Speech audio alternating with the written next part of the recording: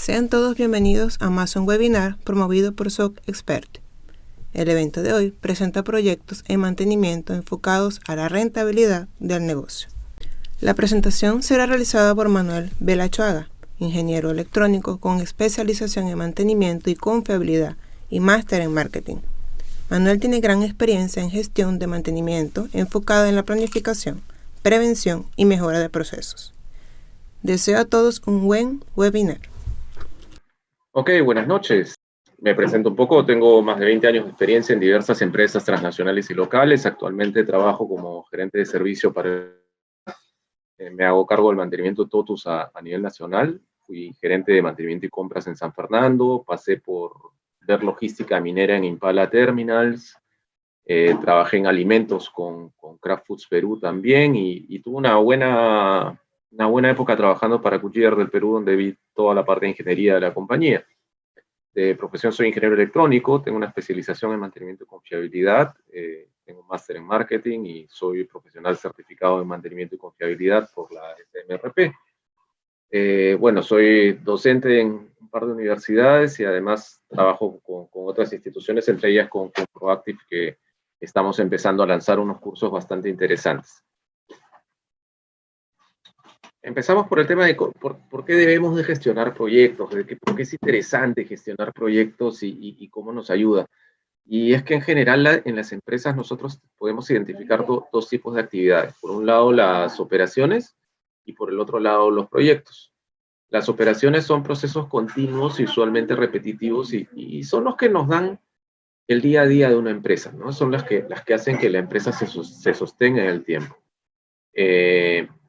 Y en cambio los proyectos son procesos que son transitorios, temporales y que tienen un entregable específico, ¿ya? Y usualmente van a generar productos o procesos nuevos y estos son los que hacen que nuestras operaciones evolucionen en el tiempo, son los que nos hacen mejorar, ¿no? Y la idea esta del proyecto es siempre, los proyectos se hacen para ir mejorando cosas, para ir cambiando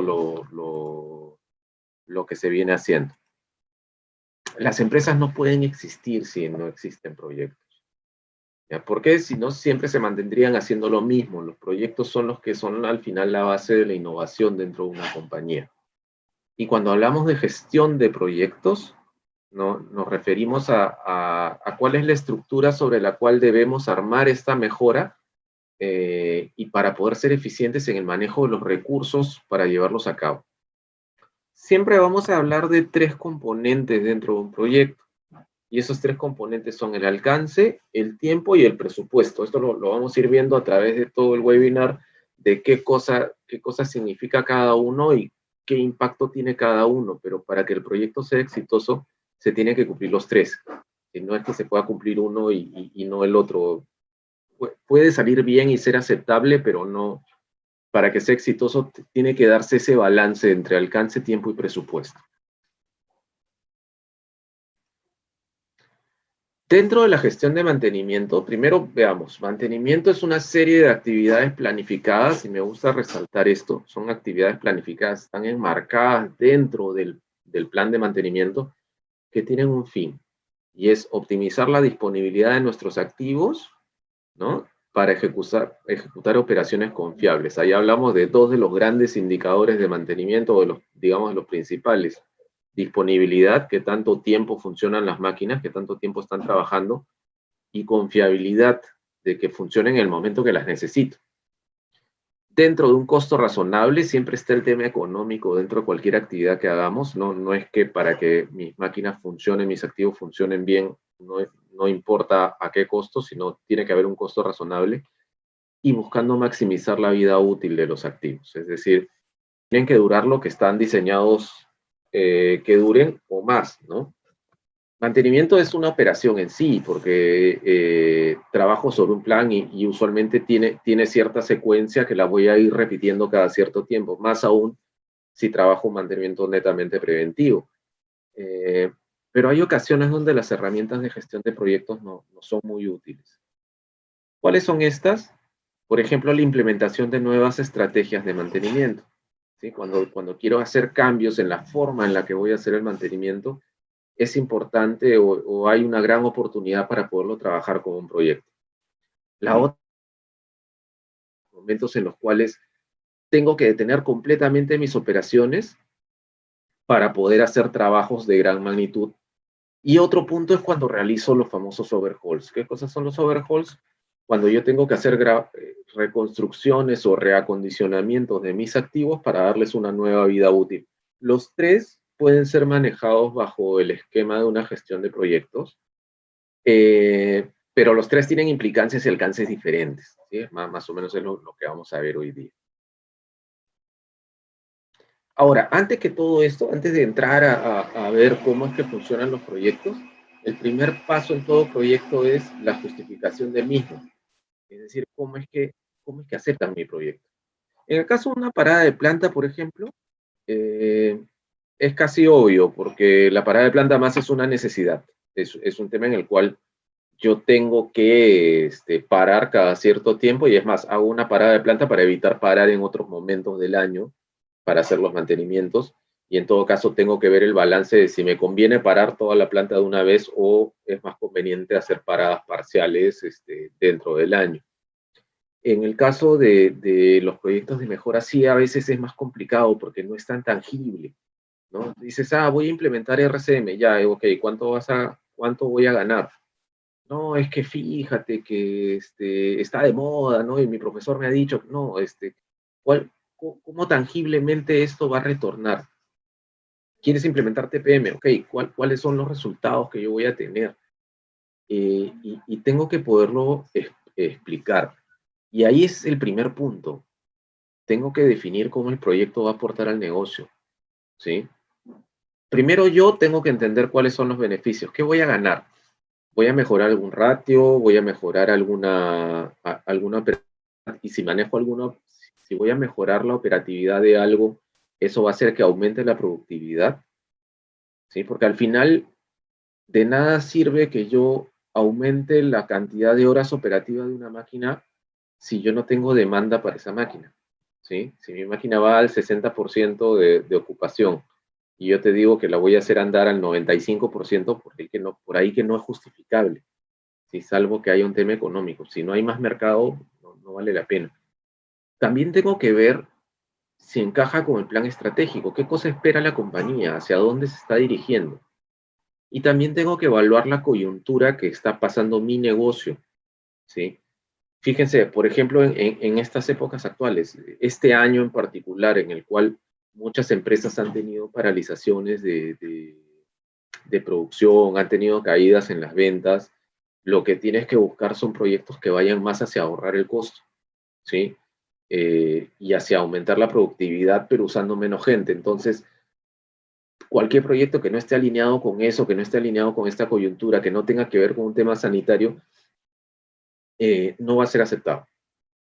Lo siguiente es, una vez que yo ya entendí cómo es que va a aportar al negocio, que preparen bien mi justificación, ¿sí? Que yo conozca quién va a ser mi interlocutor, quién va a ser el aprobador y que pueda hablar su idioma.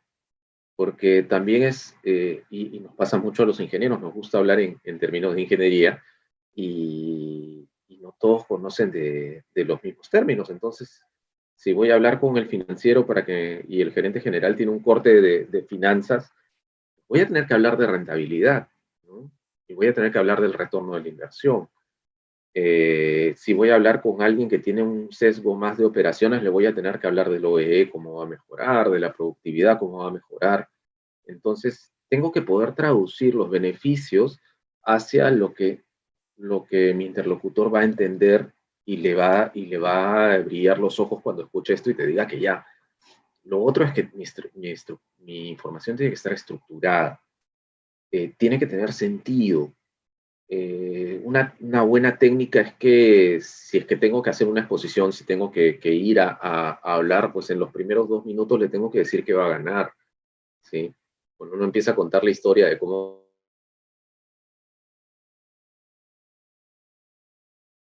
o no, primero le digo, mira, ¿sabes qué? Tú vas a aumentar tu productividad 5%, y invirtiendo esto y vas a poder ganar 5 millones de dólares en este año. ¿Cómo? Haciendo tal y tal cosa, ¿no? Entonces ya con eso ya captaste su atención y ya se movieron las cosas de manera diferente. Y algo que muchas veces nos olvidamos, tenemos que ensayar. Si vamos a ir a jugárnosla porque apuesten dinero por algo que queremos mejorar, como implementar alguna mejora en nuestras estrategias de mantenimiento, plan de mantenimiento basado en la condición de la compañía, por ejemplo, tengo que ir con todo preparado, tengo que ver de ensayar con alguien a ver qué tipo de preguntas me podrían hacer, cómo las voy a contestar, qué elementos de soporte debo tener a la mano, de manera que no vaya a quedar en el aire. ¿Sí? No hay nada peor que en el momento que estoy haciendo mi justificación se me quede algo sin contestar o me vean dudando del tema y pierdan la confianza en que voy a poder manejar lo que estoy yendo a solicitar. Como les decía, para que el proyecto sea exitoso son tres elementos: alcance, tiempo y presupuesto. Debo cumplir con el alcance propuesto dentro del tiempo esperado y sin excedernos del presupuesto que nos han asignado, ¿no? Y para esto lo más importante es que tenga una buena planificación y control de lo que va a suceder en el momento que ejecute el proyecto. En el alcance, la idea es que yo tengo que especificar a detalle todo lo que quiero obtener del proyecto. ¿Qué cosa es lo que vamos a obtener con puntos y detalles? ¿Sí? Si es que voy a hacer una parada de planta, ¿cuántos días me voy a demorar? ¿Cuántas son las actividades que voy a realizar? ¿A qué nivel de profundidad va a ir cada uno de los servicios que tengo que hacer? ¿Cuándo tengo que arrancar? ¿Cuándo tengo que parar? ¿Cuándo voy a parar, por ejemplo, los servicios esenciales? ¿No? ¿Cuántos contratistas van a ingresar? ¿Bajo qué normas? Todo lo que necesite tiene que estar definido dentro del alcance.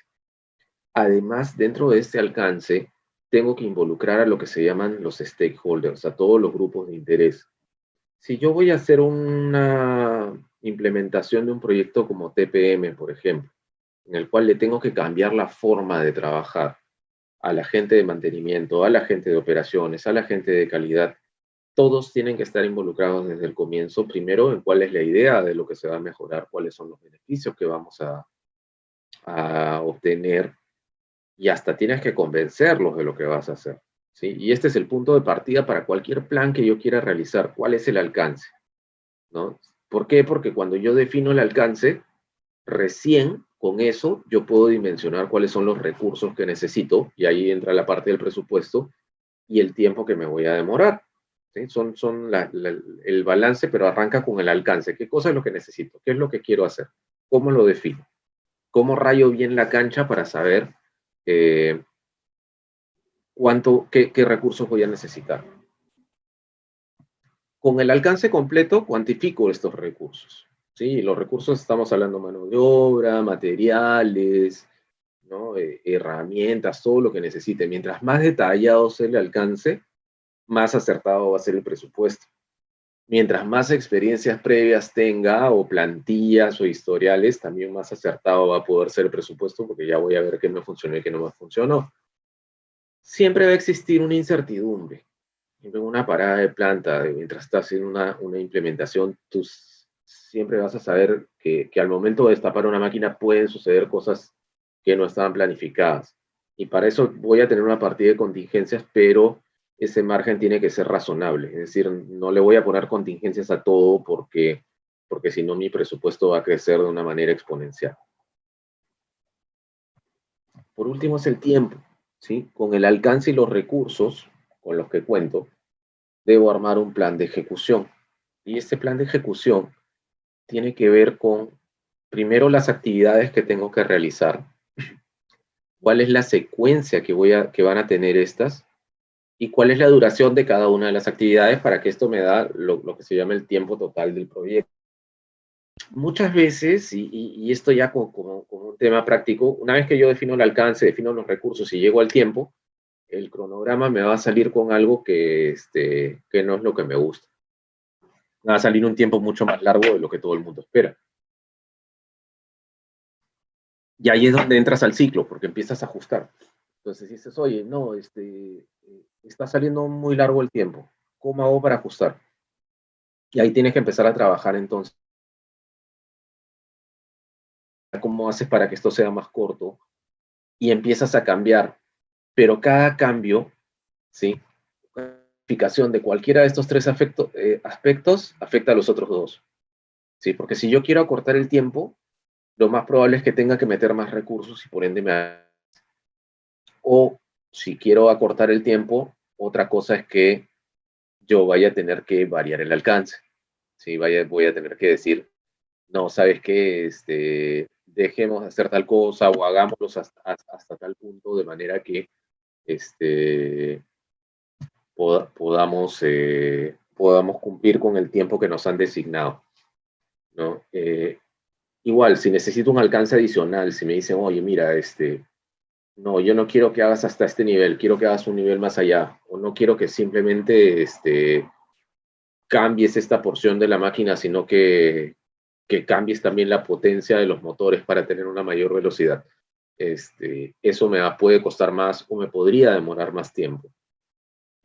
Y si tengo un recorte en el presupuesto, me dicen, no, ¿sabes qué? No es 1 millón de soles el que te voy a dar, tienes 800, pues probablemente voy a requerir variar el alcance o podría afectar los tiempos porque ya no voy a poder trabajar 24 horas, voy a tener que trabajar turno día para ahorrarme los sobretiempos.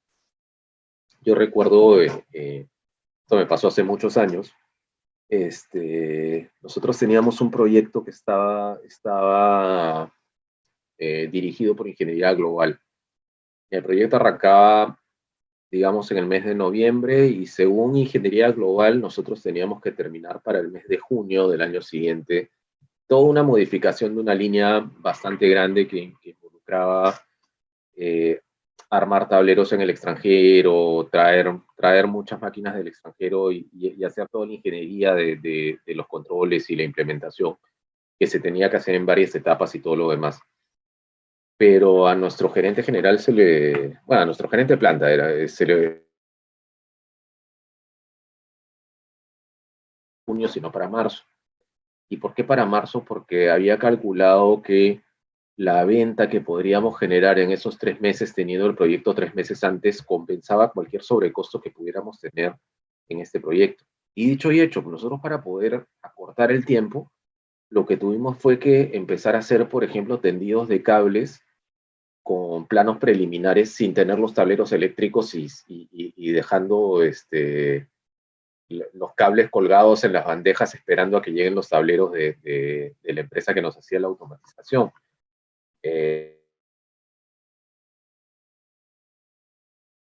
Nos tuvimos que traer un motor de una planta en Filipinas vía aérea, ¿no? Y estamos hablando de hacer un flete aéreo que nos costó 3 veces más de lo que nos costaría uno marítimo, pero era porque lo necesitábamos en un mes. Tanto que cuando vino el ingeniero de arranque de la empresa de automatización a hacer la etapa 1, no hizo la etapa 1, sino hizo la etapa 1, 2 y 3 en la misma semana porque ya teníamos todo listo. Y el proyecto funcionó y el sobrecosto se compensó con, con las ganancias que tuvieron después. Entonces, acá lo que se hizo fue asignar más presupuesto, no es que fallara el proyecto, sino que aceleramos las cosas, hicimos lo que era un fast track del proyecto, de manera que pudiéramos salir mucho antes. ¿Sí? Pero siempre, o sea, mueves una cosa y el balance va a hacer que se mueva todo. Y eso es así. ¿No? El que te diga que lo puede hacer sin variar el alcance o el presupuesto, es un mago, ¿no? Ese presente. Lo otro importante dentro de la ejecución de un proyecto es el control y el seguimiento, ¿sí? El que gestiona los proyectos, el que está a cargo de ver los proyectos, debe de tener revisiones periódicas, sobre todo de los avances y de los gastos, porque son las partes más sensibles, o sea, hasta cómo voy, hasta dónde voy, cómo va en cada tiempo, cómo voy. ¿Sí? En cada revisión tengo que ver el avance que hay a la fecha, el gasto que tengo a la fecha, y lo tengo que comparar contra mi plan. ¿Sí? Acá normalmente, y para eso sirve la curva S, veo cuál es el costo que tengo planificado, ¿sí? Evalúo cuál es el costo real que tengo, y veo cuál es el avance o lo que se llama el valor ganado real, ¿no? Entonces, en algunas veces el valor ganado, es decir, la cantidad avanzada, es menor que lo que había planificado y y el costo que he gastado al momento puede ser mayor, entonces ahí tienes problemas, de decir, oye, ¿cómo es que estoy gastando más dinero si todavía no he avanzado lo que tenía que hacer y este proyecto está retrasado porque debía estar en este punto? Es una buena forma de verlo. Pero lo importante acá es que estas revisiones, ¿sí? Tienen que ser con la suficiente frecuencia que me permita corregir. Porque si yo empiezo a revisar, digamos que este plazo es de 2 meses y solamente hago 2 revisiones, en la primera revisé y ya me desvié y en la segunda ya se terminó el tiempo, entonces ya no tengo nada que hacer. O sea, voy a hacer una autopsia de mi proyecto. Mientras más frecuentes sean las revisiones, mientras más certeras sean estas revisiones, más fácil voy a poder yo corregir. ¿Sí? Para eso es muy importante tener los datos claros desde la ejecución y tener un plan que vamos a seguir. O sea, yo he tenido las malas experiencias con algunos contratistas en los cuales pues me armaban un diagrama de Gantt para un proyecto, pero el diagrama lo tenían pegado en la pared o guardado en un cajón, nunca lo volvían a ver. Entonces, cuando veías avances, nunca lo cumplían y era porque armaban el Gantt simplemente para mostrarte algo y sin tener ningún sentido. El diagrama de Gantt o cronograma del proyecto tiene que ser tu herramienta de trabajo, ¿sí? En la cual evalúas qué cosa se ha hecho, qué cosa está retrasado, qué cosa viene en camino y estás continuamente preparándote. Vamos a ver cada uno de estos 3 tipos, qué particularidades tienen lo que es implementación de nuevas estrategias, paradas de planta u overhauls, de manera que entendamos cuál es la diferencia que hay en cada uno de ellos, ¿sí? Por ejemplo, en implementación de nuevas estrategias o nuevas metodologías para hacer mantenimiento tenemos programas como TPM, 5S, RCM, mantenimiento basado en la condición. Y lo que sucede es que cada una de estas requiere de una buena planificación para poderse implementar, de todo un plan de implementación. Y la mayor complicación de todas estas metodologías es que retan el status quo, ¿sí? Nos van a cambiar la forma de trabajar. Y cuando retamos el status quo de las personas o de las empresas, vamos a generar resistencia. Entonces, el manejo más va por cómo yo manejo cómo manejo la resistencia. Y una de las cosas que, si bien acá dice ayuda mucho, yo creo que son imprescindibles es contar con un sponsor, contar con alguien que sea el que les dé todo el soporte. Y este alguien tiene que ser alguien de un nivel superior, o sea, tiene que ser de la alta dirección, que crea en lo que se va a implementar, porque muchas veces al comienzo no se ven tanto los resultados.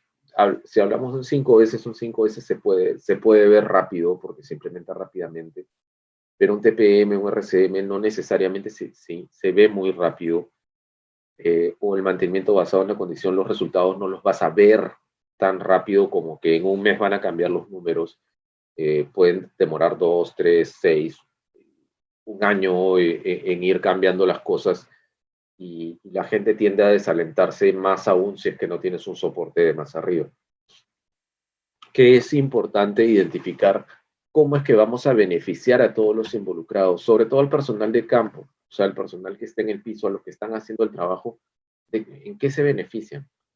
Es como cuando decimos, sí, vamos a instalar un software de mantenimiento. ¿Por qué? Porque te voy a controlar más.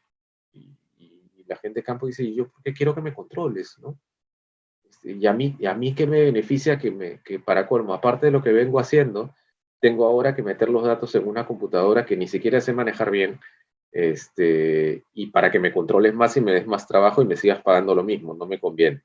Entonces, ¿cómo es que le vendemos para que él también quiera hacer las cosas? En algo se tiene que poder beneficiar. Si no encontramos el beneficio, es muy duro.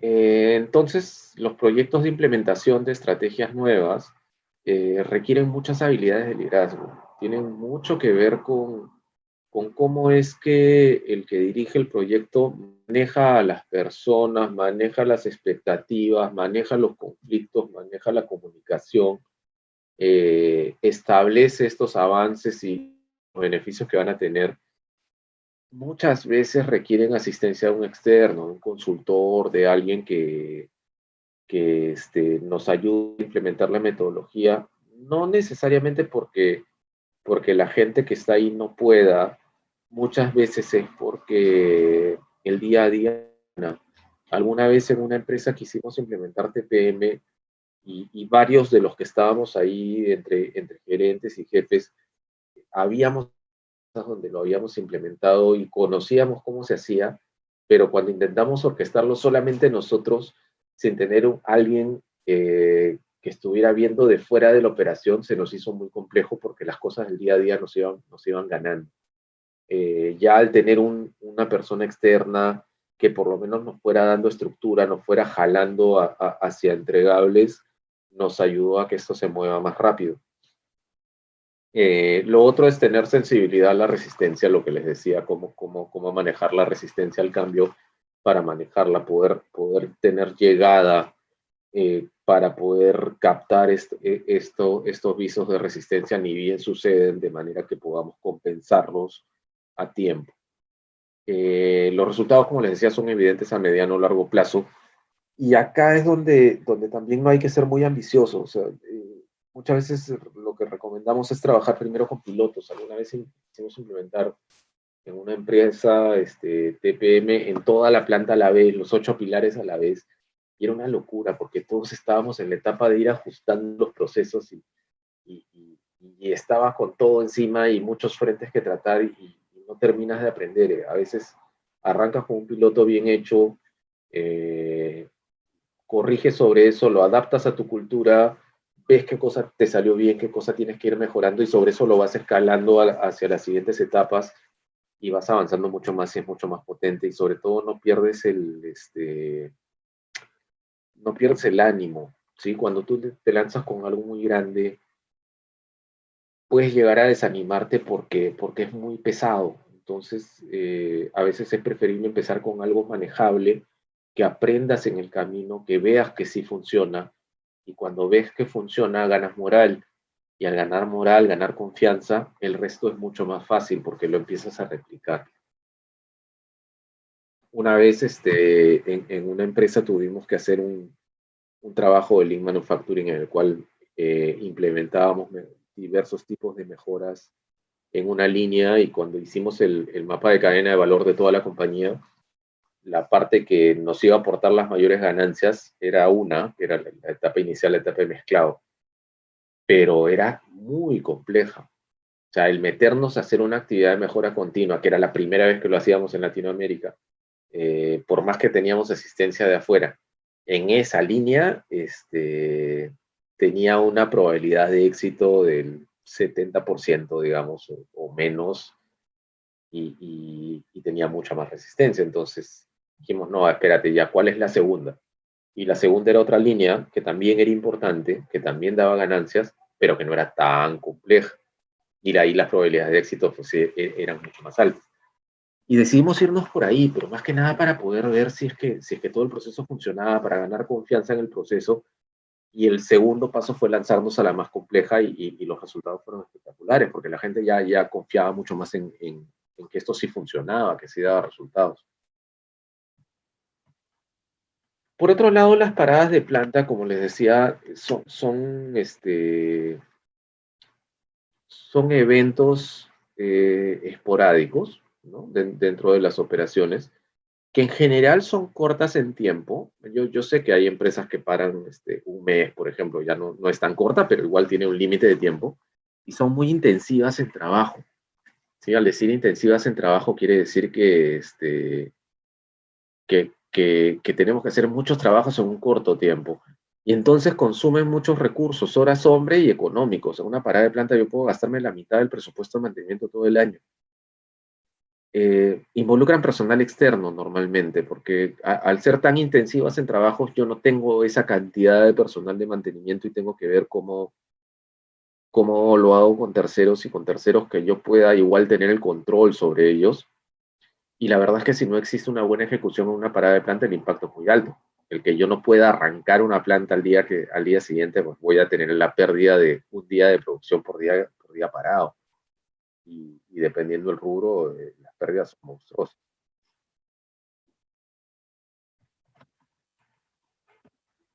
¿Qué consideraciones debo tener para armar una parada de planta?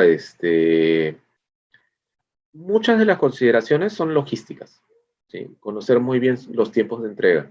Una parada de planta no se planifica en 2 meses, ¿sí? Más aún si tengo que traer piezas de importación. Una parada de planta yo la debería planificar de 6 a 8 meses antes. Saber qué cosa es lo que tengo que hacer para dejarle tiempo a todo el tema logístico, a que corra, a poder ver temas de contratistas, de repuestos, fabricaciones. Hay piezas que se fabrican a pedido y que tienen un tiempo de fabricación de por lo menos 10, 12 semanas y con un tiempo de viaje que puede ser 4 o 5 semanas más. Entonces, ya ahí estamos hablando de 16, 20 semanas, estamos hablando de 5 meses, más los tiempos de licitación y de negociación o de contratos, le está sumando 1 o 2 meses más. Entonces, por eso es que hablamos de 6, 8 meses, que es un tiempo razonable para poder planificar una parada de planta e ir viendo por lo menos las cosas más gruesas. Ahora, y acá a veces también caemos en eso. Nosotros tenemos que realizar una planificación del proceso de planificación de la misma parada. Es decir, tenemos que controlar todas las actividades previas a la parada de planta con recursos y tiempo. Es decir, ¿cómo es que yo me aseguro que voy a llegar al día que tengo que detener todas mis operaciones con todo listo? ¿Sí? Llegar con mis contratistas, con mis repuestos, con mi propio personal, con todas las actividades revisadas, con todo el equipo de seguridad listo, los procedimientos revisados y todo lo demás, mis contingencias, los permisos, las coordinaciones con los servicios, si es que tengo que cortar la luz, el agua, lo que sea. Y todo tiene que estar listo antes de que yo pare la planta. Y no es que si yo no estoy listo, la postergo una semana más, porque normalmente para yo poder parar una planta, sobre todo si somos una empresa productiva, muy probablemente estoy buscando los momentos de menos demanda, ¿no? Y he tenido que levantar inventario. Entonces yo ya llené mis almacenes para poder seguir suministrando al mercado y poder parar el tiempo que he dicho que voy a parar. Pero si me dicen, oye, no, córrelo una semana más, ¿dónde voy a meter ese producto? ¿Sí? ¿Con qué personal? Si yo ya mi personal ya lo he sacado de vacaciones. Entonces complicas completamente, ¿no? No es tan sencillo mover una parada de planta de fecha. Al revés sí puede suceder y estuvimos viendo eso con unos colegas hace unos días. Me dicen, oye, pero ¿qué pasa si es que viene tu gerente de planta y dice, oye, ¿sabes qué? O el gerente comercial y nos dice, ¿saben qué? Nos ha caído.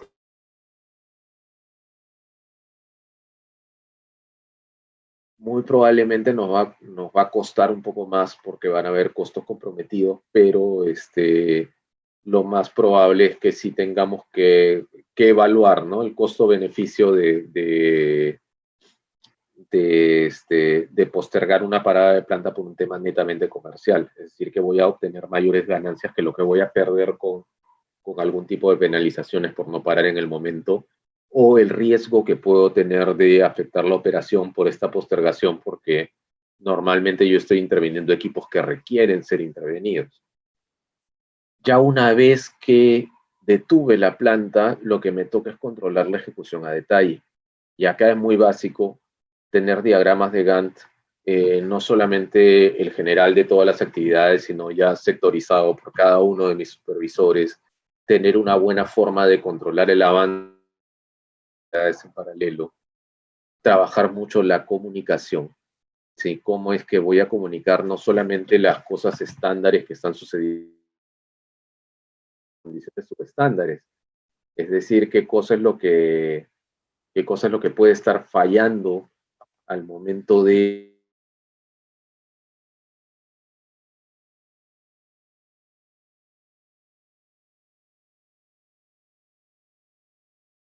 Y ese es el tercer punto, ¿cómo voy a trabajar la supervisión y la delegación?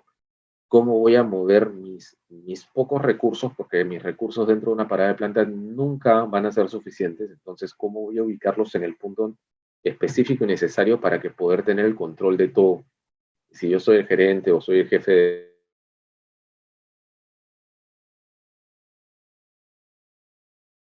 de aprender a ser omnipresente, porque no se puede, hasta ahora no he conseguido estar en varios sitios a la vez.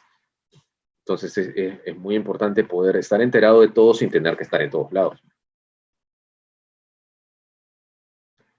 Ya de ahí nos vamos al tercer ejemplo, que es los overhauls, ¿no? ¿Qué cosas son los overhauls? Como les decía, son reparaciones mayores que restablecen la vida útil de a los activos. ¿Qué es lo que pasa en un overhaul? Se invierten muchos recursos y dependiendo del activo, la utilización que tenga este activo, la criticidad que tenga el activo, quizás puede haber una mayor holgura en la ejecución. Es decir, oye, mira, me voy a demorar un mes. Si me demoro un mes y una semana más, probablemente el impacto no sea tan grande porque no es que sea una máquina que esté en línea. Sí es importante que un overhaul que requiera alta especialización, usualmente se realizan con los terceros o con los fabricantes de estas máquinas de manera que pueda garantizar que tiene una vida nueva, ¿sí? ¿Qué consideraciones debemos de tener? Una es definir bien los alcances, ¿sí? ¿Qué se incluye y qué no se incluye? Y también es interesante o importante ver cuáles son los indicadores de éxito de un overhaul. A qué velocidad voy a llegar, qué rendimiento, qué capacidad, cuál es el nuevo MTBF que voy a tener, cuál es el nuevo costo de mantenimiento que voy a tener. Y todo esto en realidad es parte de la justificación financiera de por qué hacer o no hacer un overhaul. Yo llegué a trabajar en una empresa donde a la hora de hacer el análisis financiero, estos eran equipos de línea amarilla, decíamos, ok, esto llegó al tiempo en el cual tiene que hacerse un overhaul. ¿Qué nos conviene? ¿Hacemos el overhaul o compramos uno nuevo? Y decíamos, oye, mira, por el costo por hora de operación de estos equipos, por el costo de tener que traer equipos de reemplazo durante el mes que duraba el overhaul, y por el valor de reventa que tenemos de este equipo con la primera vida, valía la pena cambiarlo por uno nuevo y no darnos todo el trabajo de hacer los overhauls, ¿no? Pero eso era por el rubro en el que estábamos. Si hubiera sido otro rubro, por ejemplo, construcción, no era tan así porque el valor por hora de operación era mucho más bajo, entonces ahí sí te convendría, por ejemplo, sí realizarlos, probablemente. Entonces es parte en la cual tú analizas, oye, ¿qué voy a ganar? ¿Cuánto me cuesta mantener mi operación con este equipo fuera? Porque algo tienes que hacer para mantener la operación ahí, o siempre vas a tener un equipo en overhaul, entonces necesitas un equipo más. Y cómo se mueve esto ya de una manera económica para ver si es rentable o no rentable hacer un overhaul. Depende también el tiempo que te demora hacer el overhaul. Si te va a demorar hacerlo una semana, probablemente sí sea mucho más sencillo, ¿no? Si es sacar y poner, es mucho más sencillo que el tener que reconstruir una máquina que la va a sacar de operación un mes. Lo otro es controlar la ejecución y controlar los hallazgos, ¿sí? Que evalúes y controles cuáles son los adicionales que van a salir. Es decir, cuando se está haciendo este trabajo, al momento que destapas vas a encontrar cosas que no estaban dentro del libreto y tienes que gestionar si las haces o no las haces, cuál es el impacto de no hacerlas, qué problemas te pueden traer a futuro el no hacerlas, ¿sí? Y lo otro es realizar las pruebas necesarias. ¿Para qué? Para verificar que los indicadores de éxito en verdad se estén cumpliendo. Entonces, ¿cómo es que voy a evaluar cuáles van a ser mis pruebas para liberar esto y que en verdad me vaya a durar los años que me deberían de durar? ¿Qué es lo importante cuando uno hace un overhaul? En general también existe ahí un tema de costos, ¿sí? Si bien es un mantenimiento mayor, al ser tan mayor, al darle una nueva vida a los activos, esto yo lo puedo activar financieramente. Entonces ya no se va al gasto de la compañía, sino se va a depreciarse en el tiempo. Se va con un valor, un nuevo valor al activo y esto se deprecia en el tiempo. Entonces yo tengo que poder calcular bien al momento que nuevo tiempo de vida del activo para que pueda calcular con eso mi nuevo valor de depreciación. ¿Sí? Si yo calculo que el equipo va a durar 5 años y lo empiezo a depreciar a 5 años, pero el equipo solo me dura 3, al tercer año voy a tener que darle de baja con 2 años encima y me va a dar un sobrecosto en ese año. Entonces no me conviene. Tengo que estar muy seguro de que el trabajo que he hecho va a durar el tiempo que he dicho que va a durar. Y ahí es un tema netamente de manejo financiero. ¿Ok? Algunos comentarios y que acá me gustaría trabajar, explayarme un poquito en esta parte.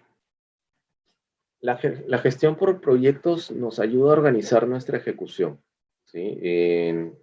Si bien es la misma estructura que cuando haces proyectos muy grandes, cuando haces proyectos medianos o pequeños, lo que hace es ayudarnos a dar una estructura en la ejecución.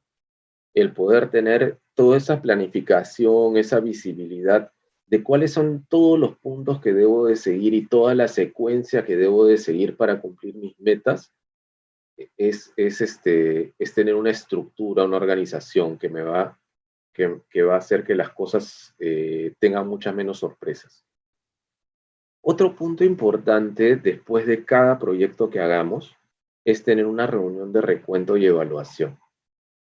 Y dentro de estas reuniones de recuento es bien importante que nosotros involucremos a todas las personas que participaron del proyecto y esta reunión tiene que ser sin rangos, ¿sí? Es decir, que todos tengan que sea una tormenta de ideas, que se incentive a que todos digan todo lo que les pareció bueno y todo lo que les pareció que se debió hacer diferente. Hay 3 preguntas ahí básicas, ¿sí? Es ¿qué hicimos bien? ¿No? ¿Qué pudimos hacer mejor? ¿Y qué cosa debimos hacer, y qué cosa debimos hacer, ¿no? Y que no hicimos? Entonces, todo esto tiene que ser facilitado dentro de esta reunión. ¿Para qué? Para generar lo que se llaman las lecciones aprendidas. Es muy importante que todo esto yo lo registre para la siguiente oportunidad en la que vaya a hacer una actividad similar, para que sepa qué cosa tengo que hacer diferente, y es la única manera de ir creciendo, de generar mejora continua. Además, todos los resultados de mi proyecto yo los tengo que presentar al equipo de trabajo, ¿sí? Tengo que agarrar y tengo que desplegar todo lo que he hecho hacia todo mi equipo. Y algo para mí crucial y que diría que hasta es una filosofía de trabajo, que dentro de todo lo complejo que son las cosas, lo mantenga simple, ¿sí? Háganlo simple, o sea, no se compliquen tanto la existencia, sino más bien mantengan las cosas simples. Trabajen en hacer las cosas lo más práctico posible sin atolondrarse con estructura, con organización, pero lo más práctico posible y tomando decisiones. ¿Sí? El hecho de que ustedes dentro de la ejecución de un proyecto tengan la visibilidad de lo que está sucediendo, la visibilidad de las desviaciones, lo que va a hacer es que a ustedes les va a dar el tiempo suficiente para poder tomar una decisión. Pero eso no quiere decir que las decisiones puedas demorarte mucho tiempo en tomarlas. Tienen que ser rápidas, ¿no? Tienes que tener esa capacidad de poder analizar y ejecutar una decisión rápidamente. En nombre de SOAXperte, agradezco la presencia de todos los que participaron en este evento. Si usted tiene alguna pregunta sobre el tema, entre en contacto con el presentador a través de su correo electrónico. Visite nuestro sitio web en www.soacexperte.es y tenga acceso a otros webinars, ebooks y artículos sobre este tema. Conozca también las soluciones de SOAXperte para gestión de la excelencia, automatización y mejora de procesos de negocio, conformidad reglamentaria y gobernanza corporativa. Gracias por su atención y hasta la próxima oportunidad.